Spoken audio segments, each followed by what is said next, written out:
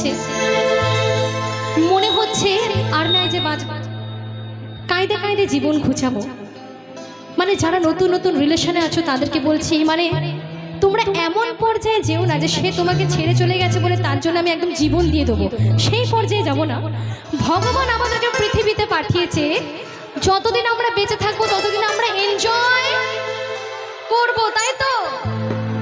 জীবন